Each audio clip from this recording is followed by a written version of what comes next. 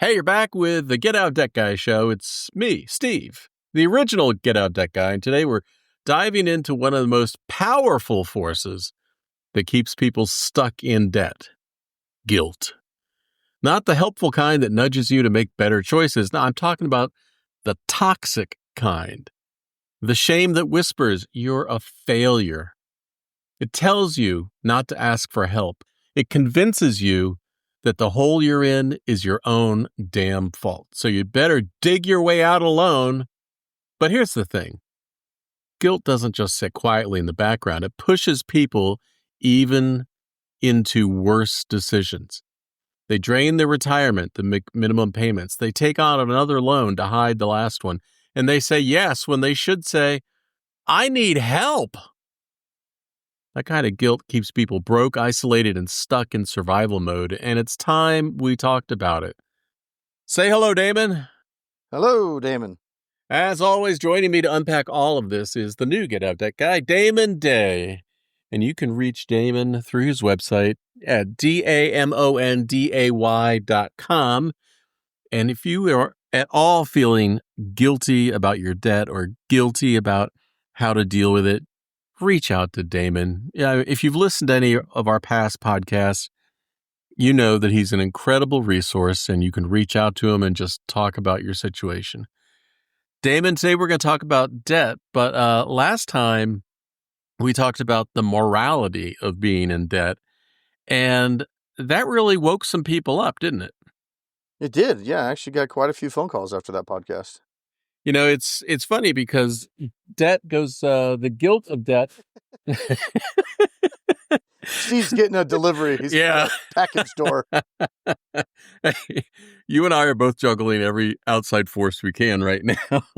Well, at the beginning, I was going to apologize to the listeners as today I am in the mobile office and there's going to be some potential RV doors slamming, dogs barking, kids complaining, cars driving by, but I'm in the mailroom with Amazon stopping by.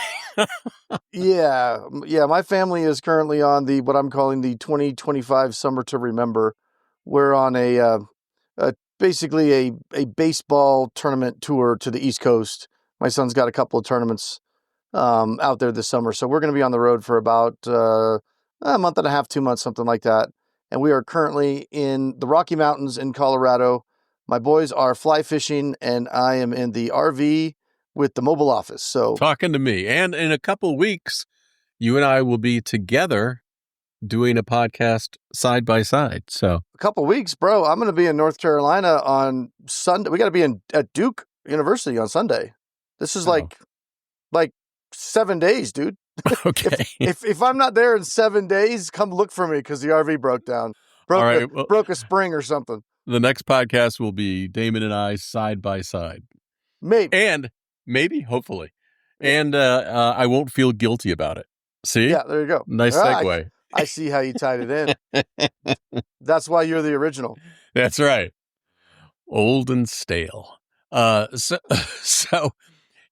over the years, over the decades, I've run into lots of people that have felt guilty about their debt. Like it's their fault, it's their shame, it's their burden. And I'm not going to mention the dude's name again, but there are popular personal finance gurus out there that want to blame you, like suck it up, you did it, dig your way out, that type of stuff. But the example that I always use is you're a farmer. You go out and you've bought equipment, you have maintenance costs, you have costs for the farm, you buy the seed, you plant the seed, you do all of that. And then it doesn't rain. Are you a failure? Should you feel guilty about that? Or does sometimes crap just happen? Yeah. And there are times where, it's not an act of God. Sometimes you just make a mistake. Yeah. Sometimes you make some bad choices. Yeah. And, I coach my daughter's softball team, and don't worry, I will tie this together. Okay. And I've got a saying on the softball team, and we use it a lot. It's hard to drum it through 12, 13, 14-year-old girls' heads. But that saying is, so what? In fact, It's on the back of several of my coaching shirts. so what? And we say that whenever they do what? They make an error. Yeah. They make a mistake. Hey, so what? Flush it, forget about it. Doesn't matter. There's nothing you can do about it. But if you feel guilty about it, if you dwell on it, if you mope about it, what are you going to do? You're going to mess up again. You're going to stay in this situation where you're not playing very well. You're not making good decisions, and you're going to let your team down. Mhm. So as hard as it can feel like to do, as bad as you feel, so what? You have to just flush it and do better moving forward for your sake and the sake of, in this case, your family. There's, again, another adage I've said for years is there's no sense wasting a perfectly good mistake. The best thing you can do is get some value out of learning from it. So I agree with Damon. I mean, we all make mistakes. If you Yeah. screwed up and make a mistake, it's not something you need. It's not a cross you need to bear, right? It's not something you need to carry around the rest of your life and genuflect and beat yourself over it. You need to learn from it and move forward doing better, because you being lost, alone, afraid, confused, and not willing to ask for help, the only person you're punishing is yourself. And you have other people in your life, whether it's family and friends or children or whatever, that are counting on you to find a way forward. Yeah. And I have clients that, that have issues with gambling, Mhm. issues with spending in general. I mean, everybody's got different things that go on. And, you know, they've spent years with the guilt and the shame and I got to fix it. I don't want to tell anybody. I want anybody to find out about it. And in most cases, all that had done was make the problem bigger and make it Right. worse. And then when they reached out and they got some help, it's like, hey, we acknowledge it. And now we can, identify what got us there, and we can take some steps to correct that. And there are some things that you can do depending on what the issue is. There's outside help you can go to, Gamblers Anonymous and things like that. Again, depending on what's going on. But there's nothing that's so big that we can't fix it. But the first step is, hey, let's identify what's going on here and let's change some patterns, change some behaviors, and fix it. And then a lot of my clients, they don't have a gambling addiction or a spending problem or anything. It's just shit is just so darn expensive Yeah. in the last couple of years. And we're kind of got into survival mode. Like this stuff went on the cards, just trying to survive everywhere they turn. I just got an alert on my phone. I mentioned the kids were going fly fishing. Apparently, my son said he needed a couple of flies and he needed some line or something like that. Mhm. And they had to get fishing licenses. I just got an alert, $100. Jeez. And I was like, wait, we're just sitting. I mean, it is, but that's all it was. My two kids, there's a river right here. They wanted to go fishing and they have to get fishing licenses. And those are $20 each. Need a couple of flies and some line. They already had Yeah. all the other stuff. And boom, $100, like it was nothing. And it Yeah, was it's like almost that's like everything. going through What? the Starbucks drive-through for your family. Well, that was 40 because that was right before that.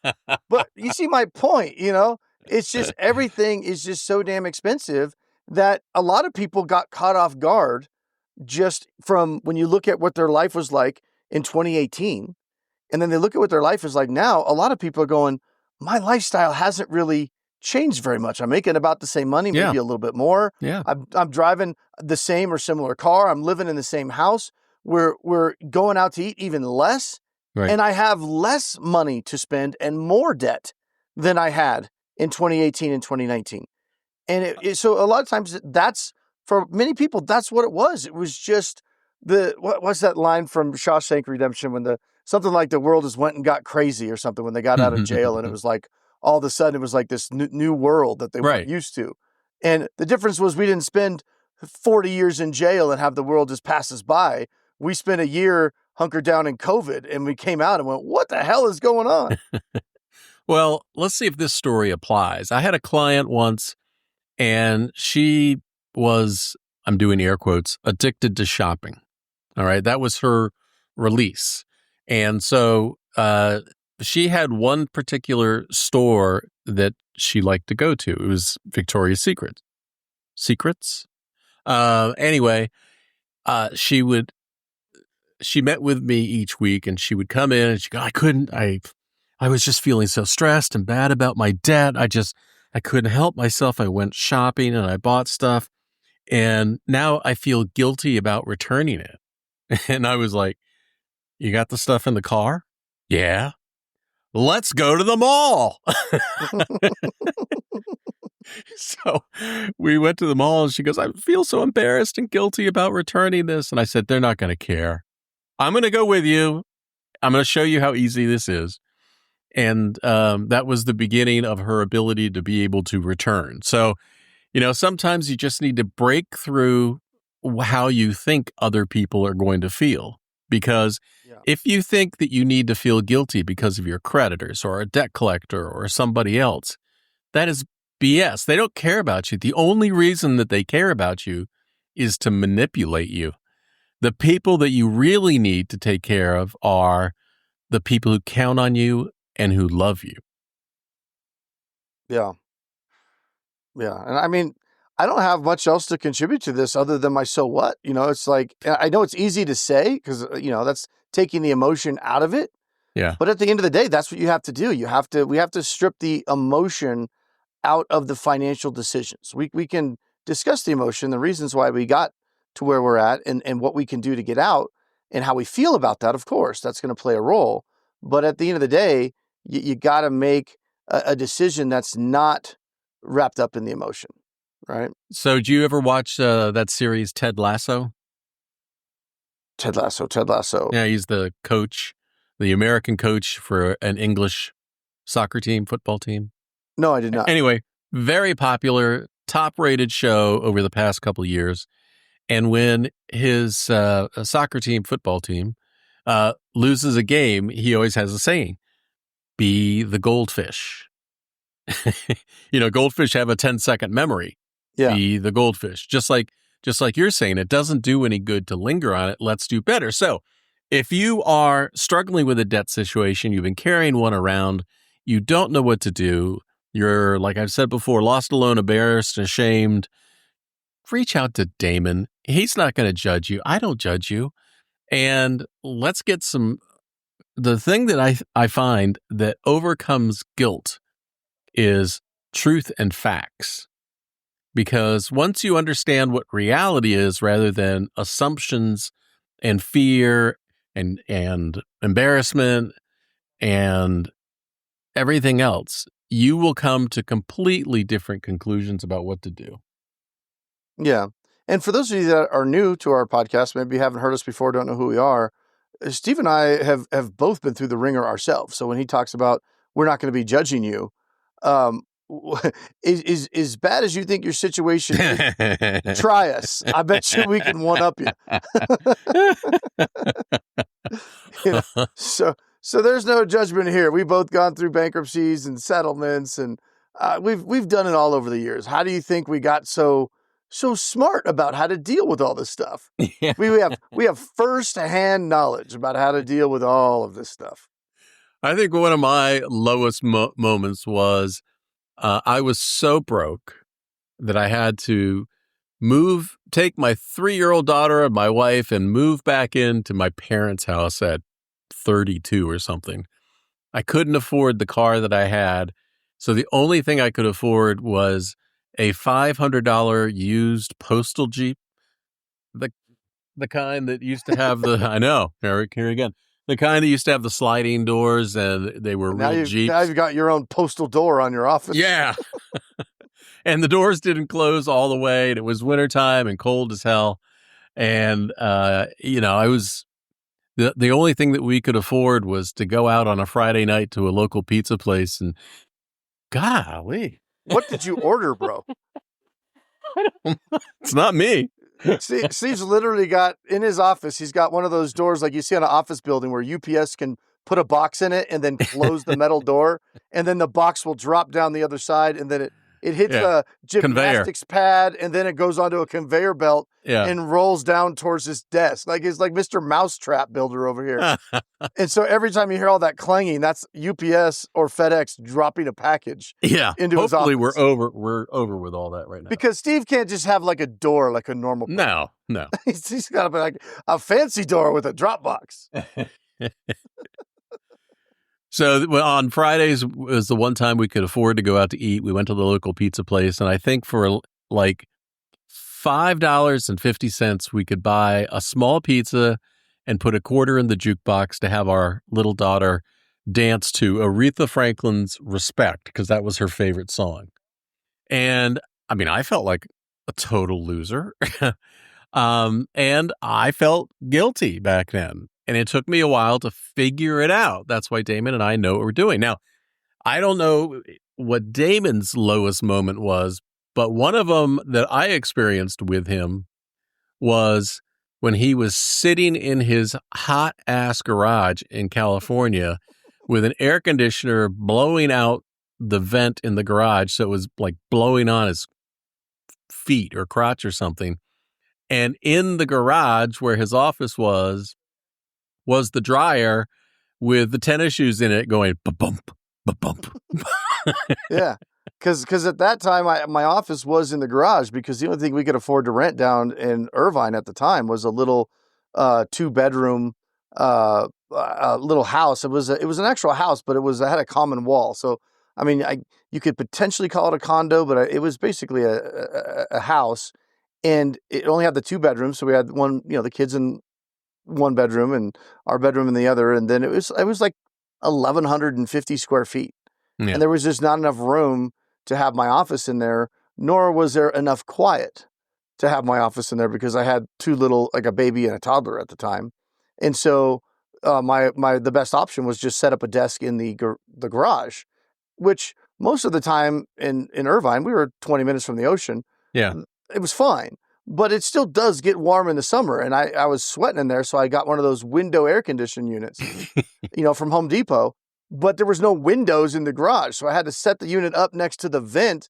And then I jerry-rigged, duct tape, cardboarded an enclosure around that to, have it there, end up sucking that in. And it was very inefficient because there was also no exhaust area for it to exhaust. It could suck it in, but it couldn't exhaust it out.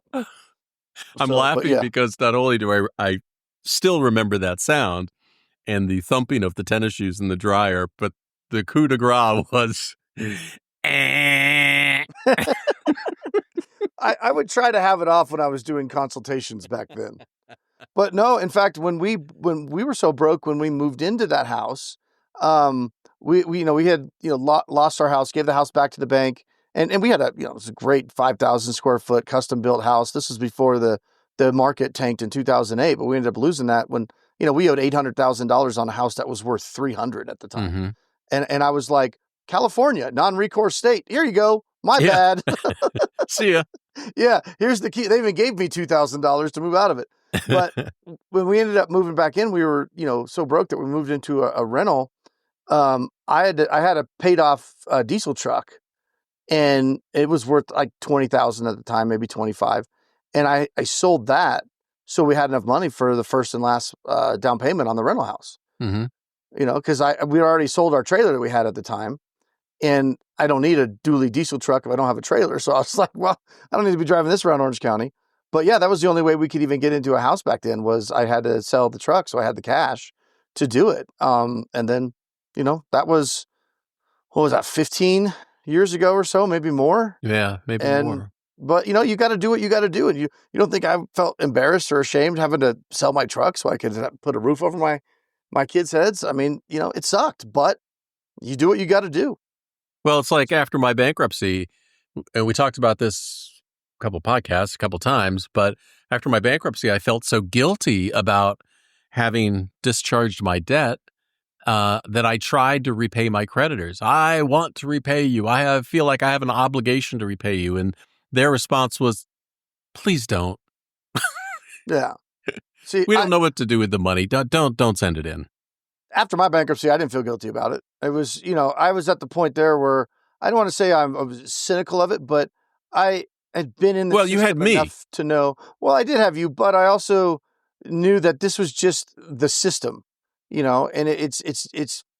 I don't want to get into all that, but the way the system is set up, I'm not saying you borrow money and don't pay it back on purpose, but people not being able to pay back certain debts is built into it.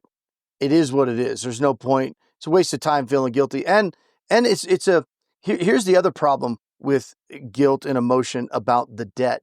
It robs you of time and ability to get creative on ways to get yourself out of it, because you're spending your time worrying about the debt or juggling payments or doing whatever.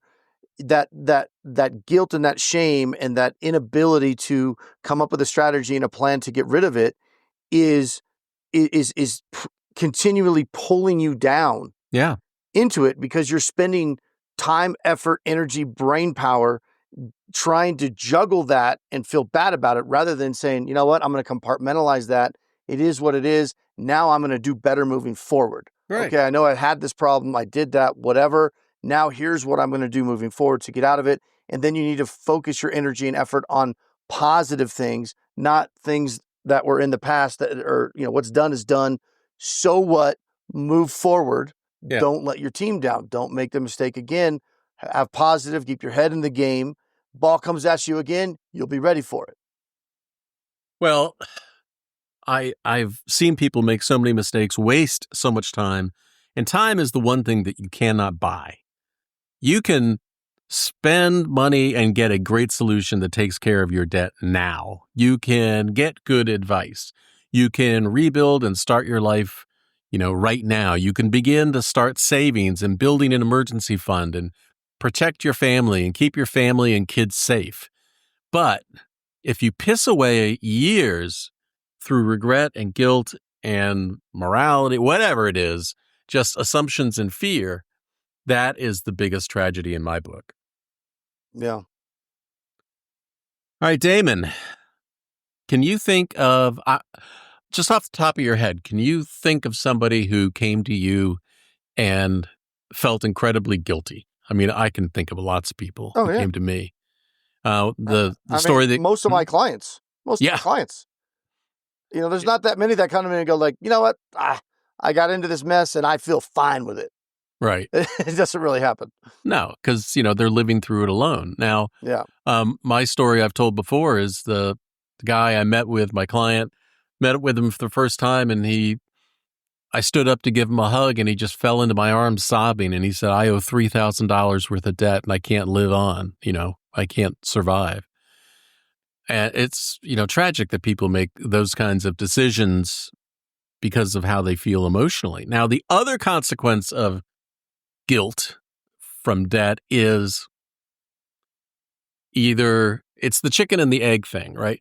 Depression can be created by the guilt of debt, and depression causes you to feel isolated, lost, alone, afraid, confused, unable to make a plan, unable to carry out a plan, just emotionally broken and needing mental health assistance. And that just keeps people down for longer and longer. So let's get over the guilt. Let's say, F it. Today is the day that I'm going to start to move forward. And I think, I don't know if I've ever told this story on the podcast, but when I heard the dog. Only one so far. I'm feeling lucky.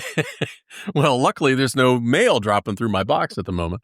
But when I first went to college, I don't know exactly why, but I was, when I would walk across campus and people would walk towards me, I wouldn't make eye contact. I would look at the ground and avoid their gaze. And I don't know, something with self-esteem, self-confidence or something. I don't know what it was. But it didn't take long. I still remember the exact moment. Didn't take long. I was walking across campus. I was going by the fountain in the center of campus, and somebody was walking towards me, and I just went, screw it. I'm not going to look down anymore. And I said hello and waved, and from that point on, that's exactly what I did. And I don't know how that switch flipped, and I wish I had something magic to say to people to flip that guilt switch about your debt. But the absolute best thing that you can do is get in touch with Damon and talk it through. Now, as a follow-up to that, I want to tell you a short story about how that philosophy 30 years later saved me from getting my ass beaten Oh, I know the story. Yeah, I so like it's a good story. we're in England, and we walk out of this restaurant, and we're in Cambridge, England. Did you have fish and chips? I did have fish and chips. Anyway, we walk out of the restaurant, and there's two police officers standing there, and it's starting to get dark, and they said, that part of town which you're heading towards, it can get a little dicey, so just be very, very careful. So we're walking, my wife, my 14-year-old daughter at the time, and we're walking down the street, and ahead between two old buildings, I see this guy, and he's like hassling this couple, and it looks like he's mugging him, is what it looks like. And he turns out of the alley, he's walking directly towards me, kind of leaning forward and glaring at me, and I'm thinking, oh, this isn't going to turn out well. But I do exactly what I always do. And he approached me, and I stuck out my hand, and I said, "Hi, my name's Steve." And he said, "My name's Simon." And for the whole weekend, every time I'd see Simon walking down the street, I'd go, "Simon!" And he'd go, "Steve!" And we became friends. And so whatever that switch was, it saved me later in my life. So talk to Damon, get that switch flipped for you, and let's get some positive help, positive energy, and solve this problem. And don't be the goldfish. And so what? Let's move on. That's right. Ditto. How's that for a wrap? All right, Damon, we'll end this one with you on the road and me having to walk over and pick up a bunch of packages.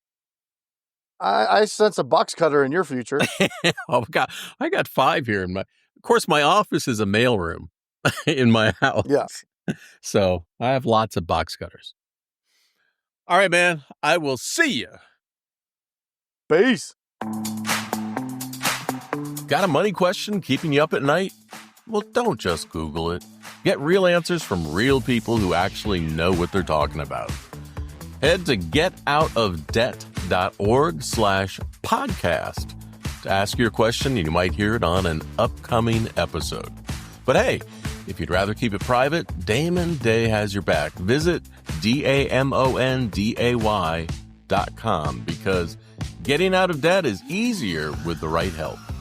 That's getoutofdebt.org/podcast, where smart money questions lead to smarter money moves.